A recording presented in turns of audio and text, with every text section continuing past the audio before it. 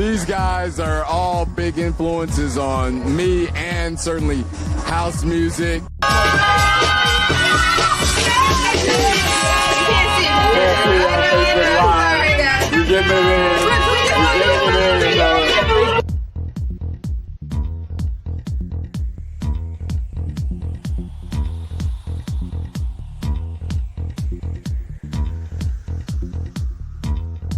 So let's go on that. I want to talk a little bit about each of your illustrious careers, because you guys have done a lot.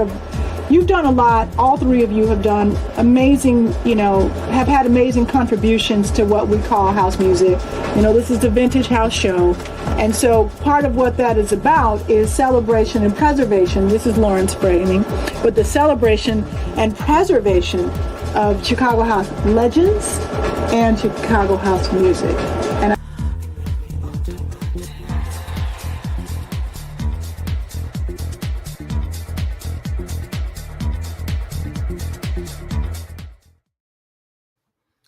Hey, you're tuned in to another episode of the Vintage House Show. It's your main man, Mega, and it is the winter of 2025, bringing us all sorts of interesting weather.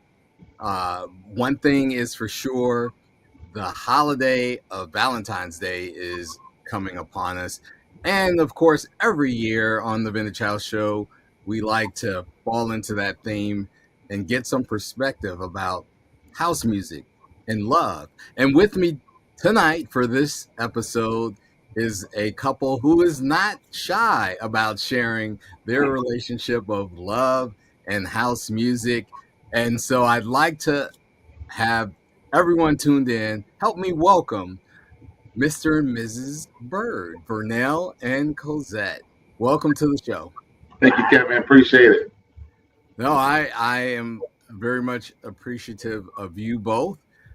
You wouldn't imagine how difficult it is to get people to come on together to talk about love and house. So you two are a brave couple. But for those tuned in to our show, please introduce yourselves so that they know a little bit about you, where you were born, where you went to high school, a little bit about how you came to know house music, and then we'll get into some other questions. So let's start with that. Where are you all from originally? All right, well, I'm originally from Chicago, south side of Chicago. Grew up in Hyde Park and South Shore communities. Most of my life, I moved kind of like southwest after we got married. But my heart is closer to the water, the parks. I enjoy that community, so that's where my heart is. I went to public school until I got to high school, and I went to all-girl Catholic school, Unity Catholic. Oh, yeah. Unity Catholic. So I was introduced to house music at the Mendel parties. For sure. I always loved to go to the Mendel parties. That was like the best thing ever when I was growing up. So that's kind of where my introduction came from. And just loved it ever since.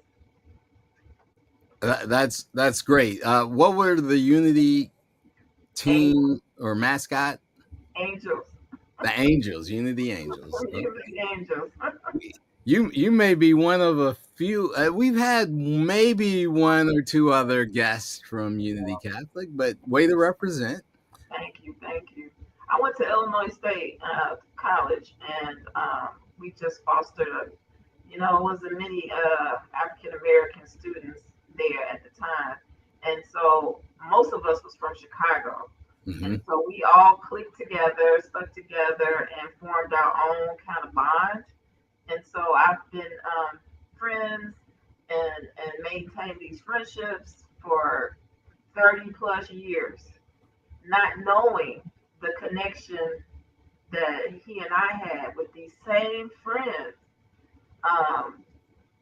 And so we would run into each other periodically at these different events, and so that's kind of like how I got started. Oh, okay. I appreciate that. You taking the interview and running with it. But we want to hear from Vernell about his origin story and a little bit about high school, and if there's a college in your life, please share that too. So, VERNELL Byrd, I grew up on the northwest side, over in Noble Square, Milwaukee and Augusta area. I went to Carl Schurz High School, graduated in 1988, played the trumpet in high school and the piano a little bit. I got introduced into house music by going to Holy Trinity, and they have parties in their basement with the Hot Mix Five and a couple other guys. So that's how I kind of like got interested into it, and then of course on the radio. Help help me set some context in terms of time frame. What year did you about shirts? late 80s, early 90s. Okay, Yep. thanks for that. And you spoke about the Hot Mix Five, and clearly WBMX and that movement really helped house music spread across the city. Hearing that your childhood neighborhood was Noble Square, where you grew up in the Northwest Side, sometimes I think we've had again guests come from that part of the city. But what's interesting about house music in Chicago and the way it spread is that the radio had a lot to do with it beyond the parties. Cozette, you alluded to the fact that your paths were crossing at some of these parties. So I'm going to leave the mic to you both to share, and let's see if the story comes out the same. But no, how did you both meet? So I got a very good friend of mine that I grew up in the Noble Square area that went to Illinois State with Cozette, and we would go to a picnic every year with G Whip's birthday picnic, and I would occasionally run into her and see her there. And of course, because she was beautiful, I was always interested, but never got the opportunity to really introduce myself or to talk to her. And then finally one day, my buddy Harvey called me like, "Hey man, guess who asked me about you?" And I was like, "Who?" He said, "Cozette." I was like, "Man, get out of here. Stop playing." He said, "No, I'm serious." And then out of the blue, she called me one day, and ever since then, it's been a match made in heaven. Yeah. I love it. I appreciate it. Now let's get the real story from Cozette.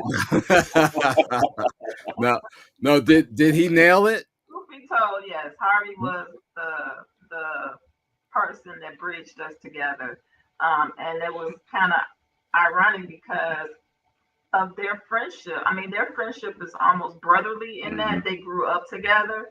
And I felt like I had this really close relationship with Harvey. And like all these years, Harvey, I've never even seen him once. You know what I mean? Not to come down to the school, and not any other parties we've had. And their relationship was literally Harvey was at his house, spending the night, staying. I mean, he is like a second brother. So it was that like, how did this happen? How could we be so close in our circle of friends, and I never got to ever meet him? And so he probably did try to introduce himself to me at a party, or I mean at the picnic, but I was always preoccupied. Right. So of course I didn't pay him any attention. None. Then there was a birthday, one of my birthday celebrations, and I was like, "Oh, I really need a DJ, Harvey," because Harvey is still Harvey. Who do you know, Harvey? What about this, Harvey? What's his name? You know, so Harvey, I need a DJ. Oh, I got the guy for you. I got the right person. Call Vernell. I was like, okay. So I just called. I didn't remember him from anywhere. Okay. Well, the fact that he was a DJ, I'm sure you all have heard this song, "Never Fall in Love with a DJ." Before that song even came to pass, however, did you have concerns about, dating a DJ? Oh no, I've had my share of dating. So No, it was a long list, really. Um, I I never worried that that would be an issue, because he's always been very attentive to me. So I just never, it never really bothered me at all. And he gets uncomfortable at some point. He'd be like, "Look, my wife is over there." My man. When it's too much, he's like, "Hey, that's my wife." And then I get the look, and they'll back, they'll back away. So it's not that's not never been a problem. Well, so tell me more about the party that he DJ'd, the birthday party. Yeah, it was a birthday party. It was typical. I tend to have nice turnouts at the birthday party. So at that point, he asked to take me out. I don't even know if I said yes then. I think I still stalled. He had to work a little hard for it. Yeah, that's true. He had to work a little hard for it, and then he kept. I guess he was persistent. It's like, okay, he must really want to take me out, so I gave in. Ida was the one who kind of like Oh yeah, poured the water on the flower. She sealed it. She sealed it. So the other irony of our relationships, extended friendships, is that my best friend Ida and VERNELL and his twin went to church. Like, how does this happen, right? My best friend from college, and you went to school with my best friend. It's like, what? So yeah, he kind of squeezed his way through the situation. It sounds a lot like Of friends were so close. You know what I mean? So yeah, that's really what happened. it sounds a lot like destiny to me. Say it again. Destiny, for sure. But so VERNELL, you've been a DJ for how long, and how did you come to become a DJ?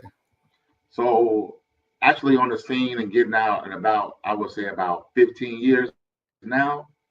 Mm-hmm. And I think because when I was younger, we would just mess around and never really took it serious. And of course, we liked the music. We would go and buy records. We just mess around with it. And because I loved music in high school, because I played the trumpet, so I knew how to count and understood certain things. I think one of my lodge brothers, who was a DJ, kind of like challenged me. He was like, "No, you can't DJ." So it was like a challenge. Like, I'm gonna show you I can. So I think we were messing around. He's like, "No, you're pretty good. Why don't you get into it?" And that's what that made me take a step forward. So I got into it. Never thought that I would get as popular as I had gotten, and just living a dream right now. It is a dream to be able to help move crowds and inspire people through music. So kudos to you on your journey. I'm gonna ask about your genre preference. I'm assuming because you're on the Vintage House Show that you are certainly a strong fan of house music, and you indicated that in your introduction. But do you play other genres, or have you? And what are they? I like a little bit of the reggae, the old school hip hop. I like a little bit of steppers. So after a certain amount of songs, I'm like, oh my God, I got to get back to the house music. So of course, I'm sticking with the house music first and foremost. That's where I got to go. And I like all music, to tell you the truth. And yep, music is the universal language for sure. Tell me about the two of you in your musical likes and musical tastes. That's for either one of you, Cozette. Yeah. I am African Caribbean. My mother's Panamanian, so I've always had my roots in the Caribbean culture.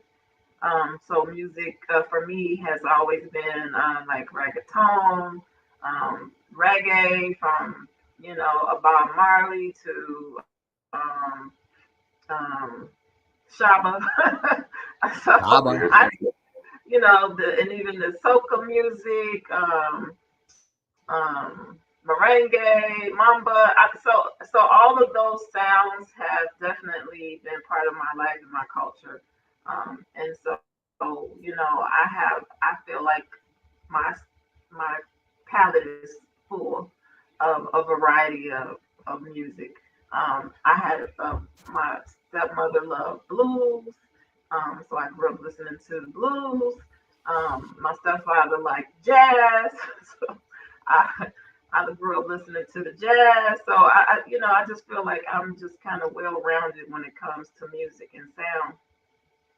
And again, the house music was something that I grew up as a kid, and it's all incorporated into my interest, my preference of music. So he dabbles a little bit with Mm-hmm. the Caribbean sound, not enough to me. I would prefer to listen to it, and I do. Like if you sat in my car, you would think, oh, okay, she's definitely from Jamaica, someplace like that. So I would prefer to listen to music of my culture. So house music is secondary, to be honest.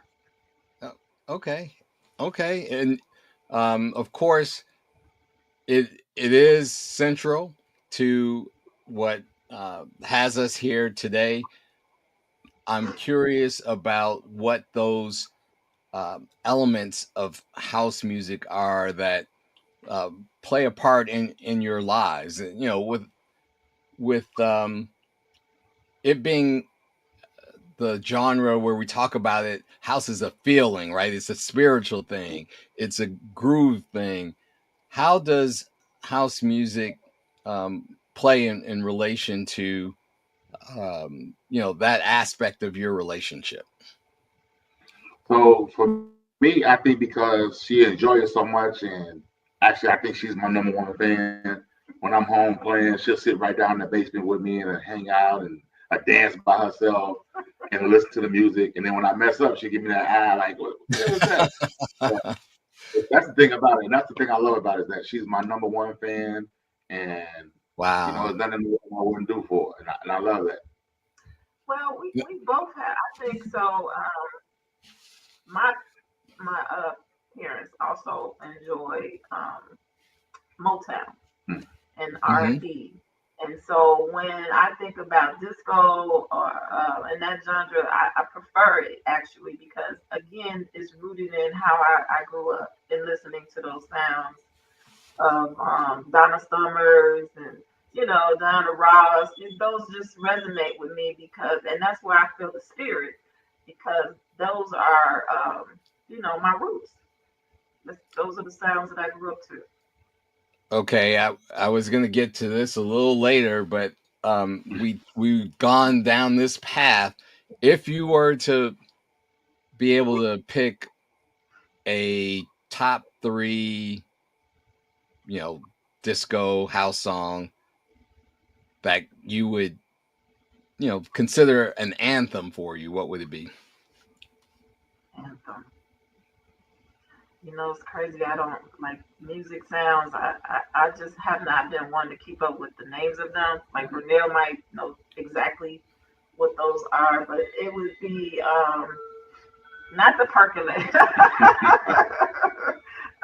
But like I said, the disco sounds of the Donna Summers, um, um, The boss, Dinah Ross, yeah, Dinah Donna Ross. Ross, uh, All Night Thing. Yeah, Invisible Man's Band. Yep. And then Shay Shay LaVon, stuff like that. Oh, Yeah, okay. Some of the disco yeah. favorites for sure. and And the ones that they used to play on the radio all the time. yeah, right. Well, There was only a certain amount of records that could be played. So, it was always a repeated cycle of music for a short, window of time that you had time to listen to music back then.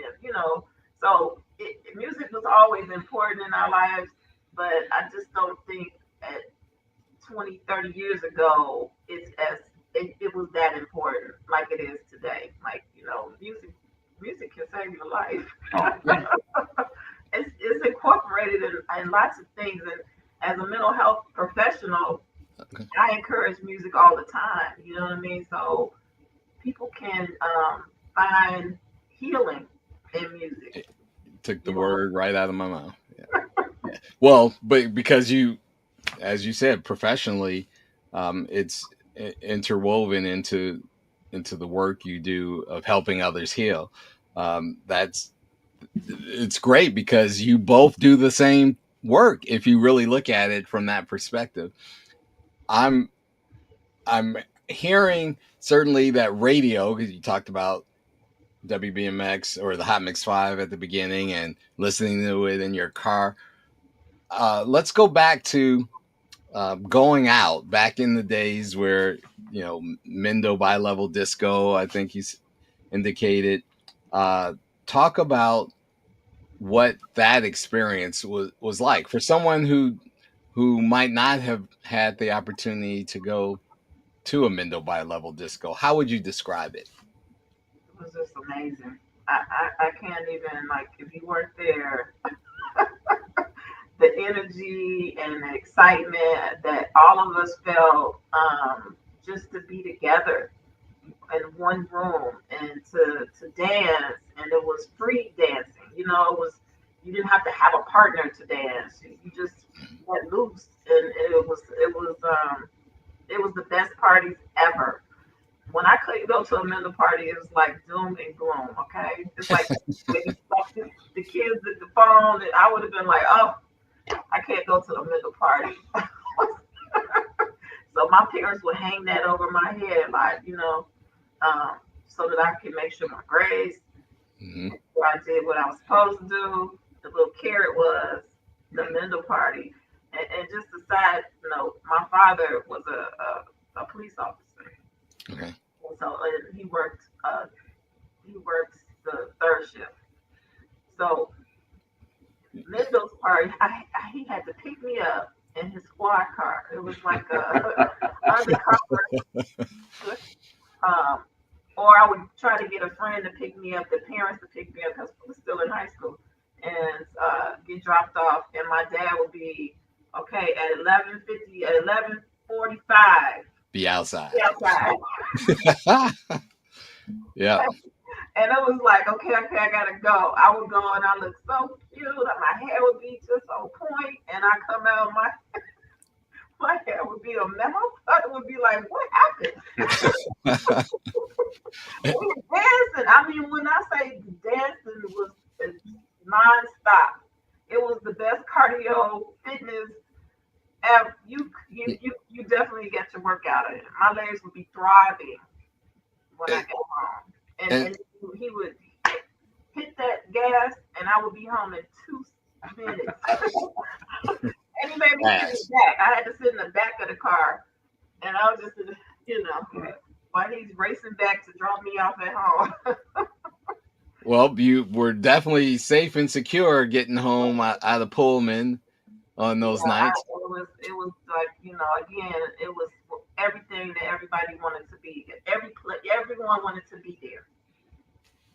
So, Vernell, a lot of us as DJs, some of us became DJs because we were on the dance floor and we saw the influence of the DJ. Were you a dancer when you went out to some of these? Some of them. So I didn't get a chance to go to Mendo, but I did go to Medusa's a lot, AKA stuff like that. Yes. I've never been to a Mendo party. I've never been to see Ron Hardy play. I've never been to none of those parties. And then I did go to the warehouse quite a bit because I didn't live too far from there, which is on Randolph. So I would go there and go down to the basement. I mean, guys that went there or that I've seen there, I still got good friendships with. Big Al, Stevie B, Hunt. We played on the same basketball team as kids. All friends of the Vintage House Show as well. Yeah. That's a rich history, and I appreciate that. The warehouse on Randolph, Joe Smooth and Rocky had up and running as a another memorable location, AKAs on the north side. So I'm curious, did you both go to some of those clubs post marriage, or do you still go out? Yeah, we still go out. Yeah. Every Friday. Every Friday. So is that something that Leo's Den, before the M Lounge even kicked off. So we were seeing each other all the time at Leo's Den when it was going. But now, of course, that's phased out, and I have my residency at the M Lounge. Yes. So every Friday night from 6 to 10, it's the house music happy hour. Every Friday. I am glad you shared that, so people watching can come and check you out. But you also have a podcast. So the podcast ended. I have not done anything with the podcast in at least 2 years. Okay. I did have one. Yeah. It was great. I had some great guests on there. I don't even know if I can even go out and find any archives on it, but you know, it was a great experience. It helped me in my DJ career to get familiar with some of the people and to get some of the history. I had Joe Smooth on there, Wayne Williams. I can go on and on and on about the guys we had on that podcast. Do you have any memorable moments or quotes from any of your guests that you could share? Yes, Wayne Williams is probably gonna kill me for this, but yes, I had Wayne Williams on the podcast, and my question to him was, who do you see yourself passing the torch along to be one of the next great DJs in Chicago? And he just distinctively said, show me that torch and I'll blow it out. And I understood what he was saying, but at the same time, it kind of took me back. But I mean, you know, you got so many DJs now coming through, and some of them are really good, and some of them still need to be in the basement. Okay. And I'm sorry, I'm not judging. I'm just saying, I just don't think some people are ready yet. I had to actually ask people, do you think I'm ready to get outside to play? Yes or no? And I'm all about selective criticism. If I'm doing something wrong, tell me. I don't have a problem with it. So the thing I learned too, though, was to always reach back or to give somebody the same opportunity that I was given. So I started off at Club Lavu out in the south suburbs with 50 minutes. And he would always say, I'm giving you this, you just do the same thing. Always reach back and pull somebody through as well. So I try to do that with starting the Bird's Nest and having events at my home and doing a podcast, and even with the M Lounge to try to reach out to some of the newer DJs to say, hey, I'm not saying you're not getting those opportunities, but I would like to put you on to come on out and have a good time. So that's one of the things I kind of pride myself on, is getting something different at the M Lounge. I want something different. So thank you for that. Thank you for the work that you do, your philosophy of lifting others as you climb. There was something else though that you shared in that summary that I wanted to go back to. You said that in addition to the M Lounge, you sometimes have events at your home. So I imagine COZETTE, you were a part of that, or am I about to get you in trouble? He adjusted his seat. Yeah, I live here, so right. No, I am. So I guess because that's one of the other things we have in common, our social interests, our need to have the social our activities and interactions to be with others, not just selectively between the two of us. Certainly. So because of our circle of friends, I have a huge group of friends. He has a few. So, and then I think our families kind of embraced growing up, just having people over, you know what I mean? So it wasn't a problem at all. I think because our lives had changed at some point, we had to stop it. But I was just gonna ask for an invite to the next barbecue, but you will. We got you. It's so natural. So the M Lounge is actually where we place the basement.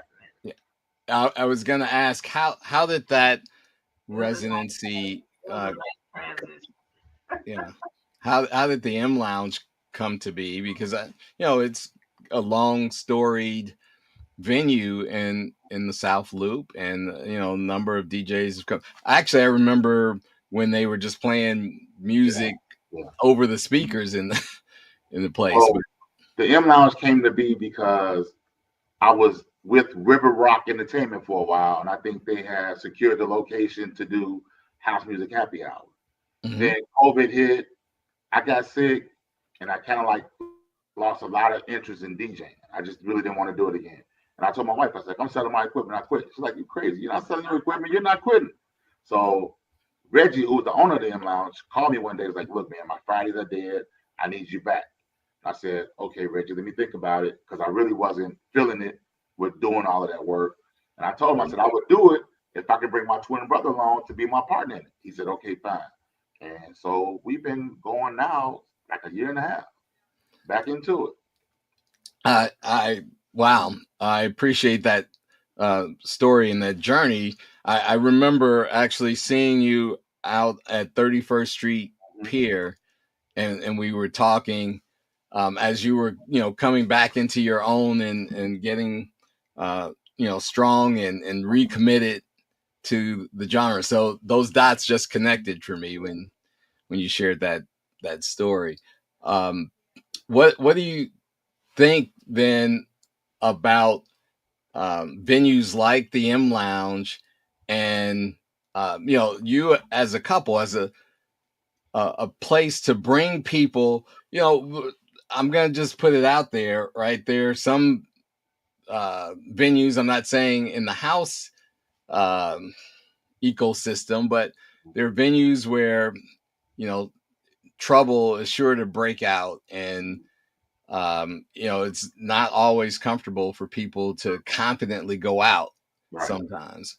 What do you think about how the M Lounge and other venues that are open now are making it comfortable for people to come out and enjoy themselves? I think that with the location that it's in, that the security he has, and the long history of just not having any problems is what really helps. So we stress, when I promote every week, adult atmosphere.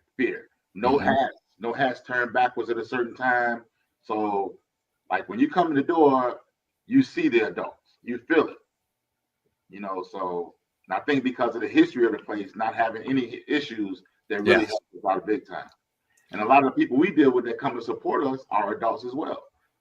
So there's no riffraff, there's none of that funny business. We just don't. And then Reggie, the owner, when he sees something moving, he's on it. He's on top of it right away to diffuse any situation.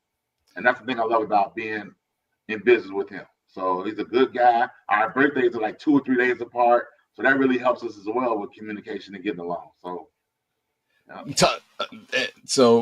I appreciate that perspective. Talk about it as a place for couples or singles to come. In fact, this Friday is when Valentine's Day falls, so it's going to be an extra spicy night.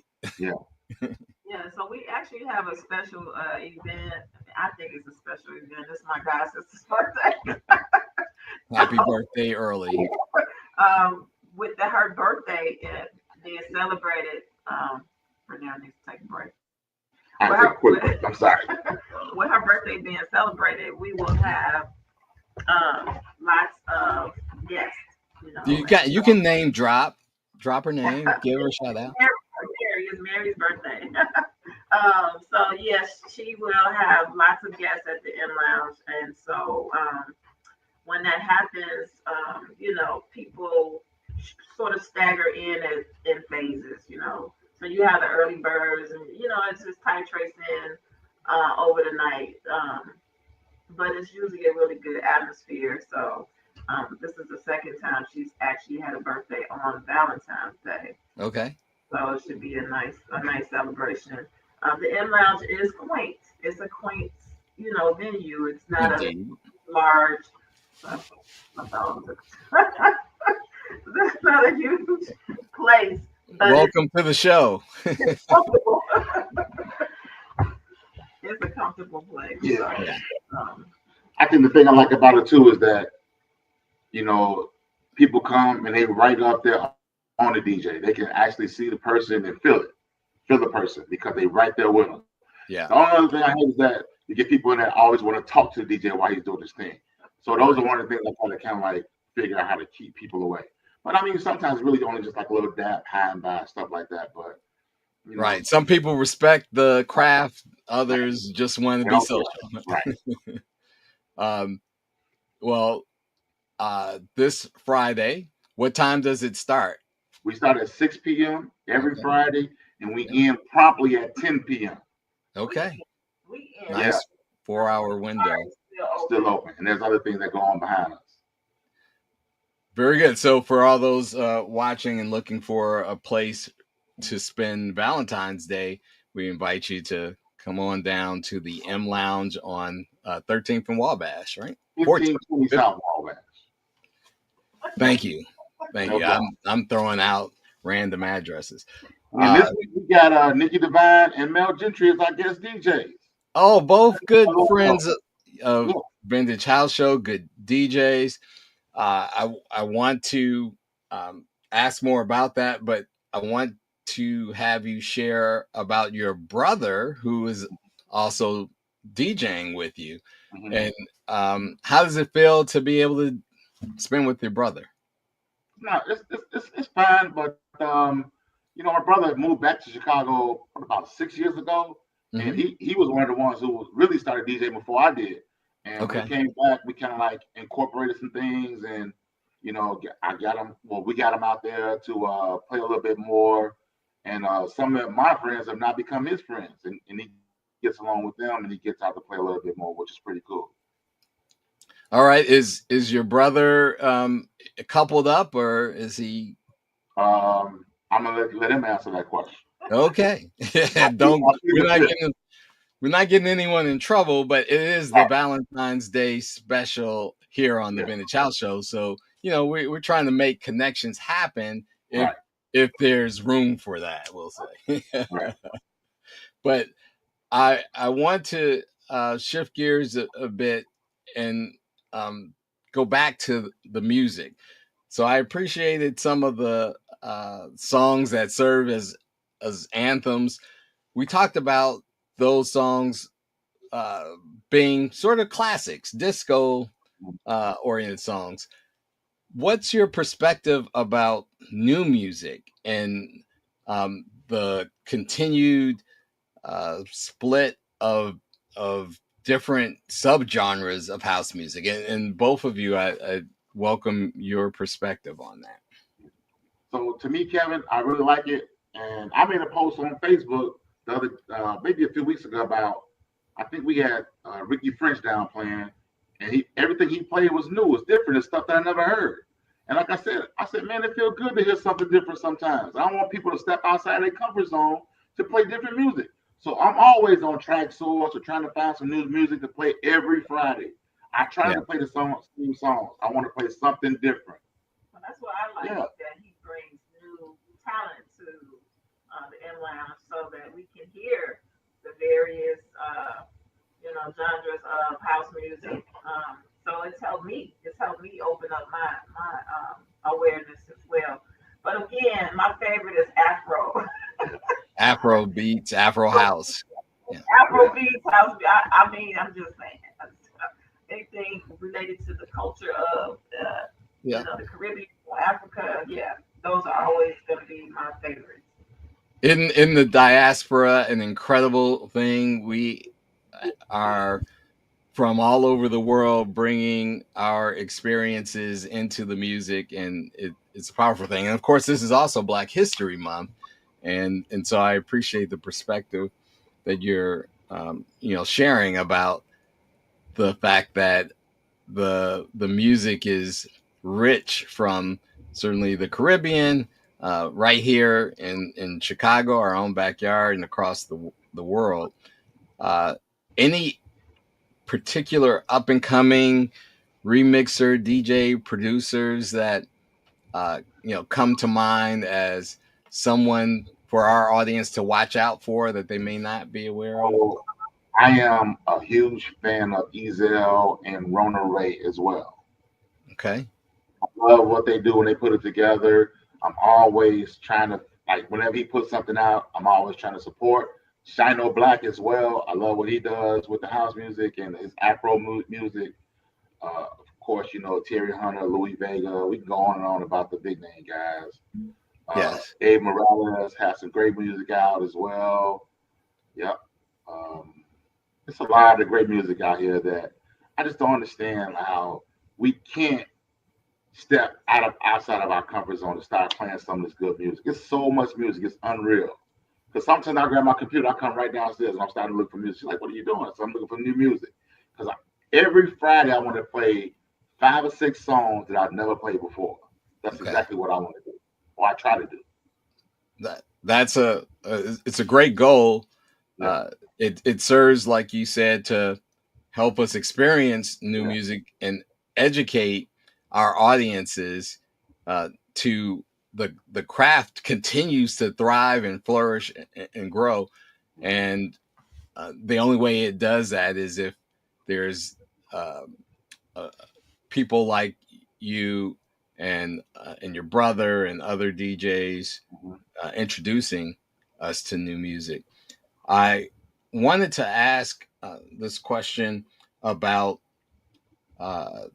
the opportunity for creating some of the music and or remixing or re-editing. Have you dabbled? Are you in it?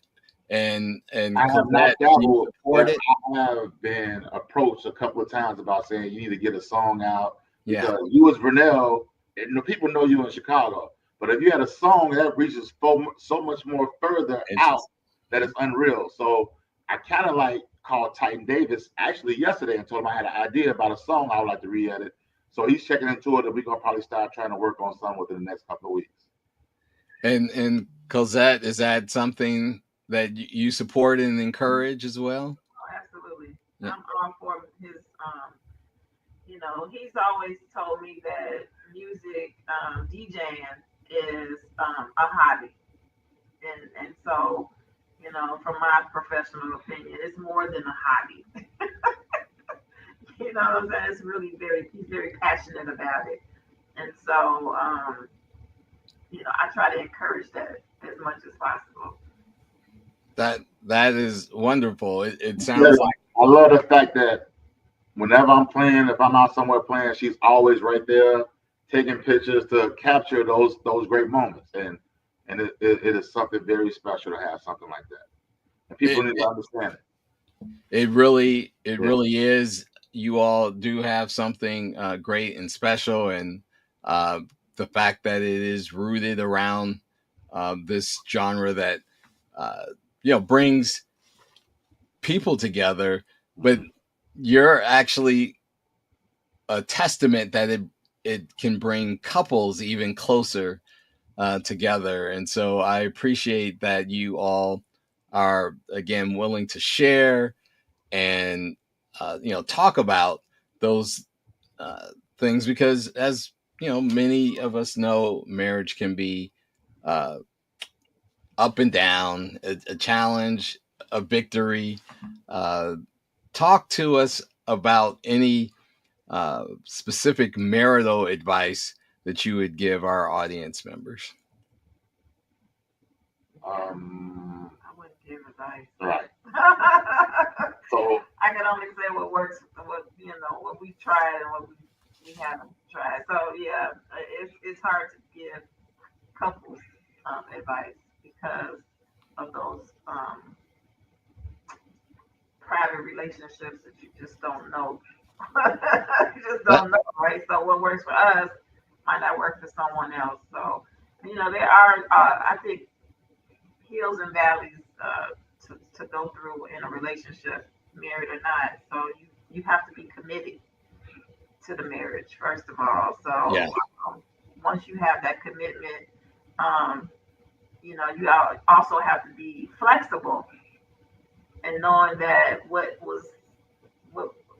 we were in the beginning is just not necessarily going to be where we are in 10 years. Because this is our 10-year anniversary coming up.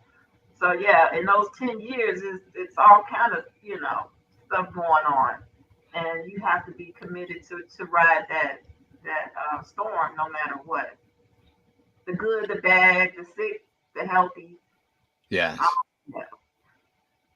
Absolutely. We share in the Vintage House Show 10 years as well. We're celebrating 10 years this year. 2015 is when Lauren Lowry and my co-host Lori Branch, set out to do this thing that has become a lasting platform for helping to elevate the stories like yours, and to share and introduce some of the emerging talent to audiences, and to ultimately preserve some of this history, because we can look up and, Sweden is claiming that house music was created there, or New York, or wherever. But our mission and goal is to help clearly establish Chicago as the where the roots are, as the birthplace of house music, and it's experiences like those that you've both shared that have lent themselves to the growing interest, and the growing enjoyment of the genre. One of the things that has changed in 15 years is this flip flop of sorts between a love affair of digital spinning and analog spinning. I gotta ask, where do you stand on what you find most enjoyable to spin digital files or vinyl disc? So of course I'm gonna say digital, because you can carry so much more on a hard drive or a flash drive than carrying 1,000 records. Who wants to carry 1,000 records? Of course, the sound is great with the records, and so I'm more of a digital person because I like the convenience of having all of those songs right there in my hand. Yeah, the convenience is certainly unmatched. Yeah. I like the resurgence of vinyl, and any event that is boasting, a night on vinyl does tend to add a special dimension to that evening. But on a regular basis, it is hard to. I got a room with a wall of records and only a few crates and a few actual ATA cases to put vinyl in. But that's where I started as a DJ down at the University of Illinois. I was one of the DJs that helped bring house music to Champaign-Urbana, and I haven't put the needle on 1200, at least in a while. I've got another little turntable that I play and listen to vinyl on occasion, but it's been a minute. And the journey to becoming a digital DJ hasn't been as an easy transition as one would think, but certainly the convenience when I do an occasional party or two, that hard drive is a wonderful thing. It's a wonderful thing indeed. Of course, my wife, Mrs. Mega, would love for me to get rid of the wall of vinyl records because it's taking up space. Right. But I think she also recognizes the sentiment and the warmth that playing records offers. So I welcome. I like books. You just don't throw those. You got. Yeah, if you're a tactile learner as one, the ability to touch a piece. It's always some history that you can get from a book or a record. Those liner notes are amazing history lessons for sure, and album art. They managed a way to get some of that into the digital experience. Vernell, you were talking about you do a lot of shopping on TrackSource and assuming Bandcamp and the like, and so those platforms have recognize the importance of some of those things. But there's a record shop that opened in Bridgeport or reopened. Big Lavender Place, yeah. I have not yet to get down there to Yeah, support it. I'm gonna get down there to check them out though. got to get there. What's also happening there is a sense of community is building around it. So not only can you go and dig through the crates, but you can sit down, chat, have conversation with other DJs, maybe discover some new music in the conversation. But I am definitely seeing that the world is teetering a bit on this notion of digital versus vinyl again, and it's good to be able to have both analog and digital, in my opinion. And I think one of the reasons why is because the artist is losing a lot of money because that's a great point. They got vinyl, you got to buy the vinyl, and it's really difficult to share that unless you buy the vinyl. Yep. The mechanical rights of the record and the split is definitely greater. Of course, some of the streaming platforms are really it's fractional, right? It's pennies for every spin, and it takes 1 million to get 1,000. I mean, it's yeah. I'm glad you brought that up. I'm sure many people listening to the show are chiming in, saying, yeah, that's exactly right. That's a great point about the benefits of vinyl. There's even more pressing plants or pressing operations opening up, and things like what's the printing process, I think are I don't know why I can't think of it, but those digital printers where you can, put a program in and it'll print out almost anything. I think they're getting into the vinyl game. So I'm gonna share this too. I saw something that was really interesting. I thought I saw like Louis Vega kind of like create a track. I think he was in New York. I think he went overseas somewhere, and they pressed it out for him right then and there, and it was kind of amazing to me. That I saw something on social as well where I think it was Pioneer was at the recent hardware conference, and they were inviting people to bring a USB with a song or a mix on it, and they would take the song off of USB and press it onto a vinyl record. What is it? NAMM. It was the NAMM conference where that was happening. So yeah, the future is here in the present. Right. What if you both were to look in a crystal ball about the future of house music, bringing people together, evolving, next generations getting into it, what would each of you see in that lens? Us in depend diapers and walkers. Standing at the MLOUNGE, still trying to commute it. You're gonna hold on to that residency till the bitter end. I think when that's over with, I'm done. Unless it's like some private gigs. I think I'm probably gonna be done when my MLOUNGE days are done. Well, so my son is 31, so he grew up, of course, with a variety of palette of music and definitely house music. And so I used to take him with me to. This is when the Chosen Few was behind the museum. Yes. So he used to be like, "Wow, I don't want to go with your friends."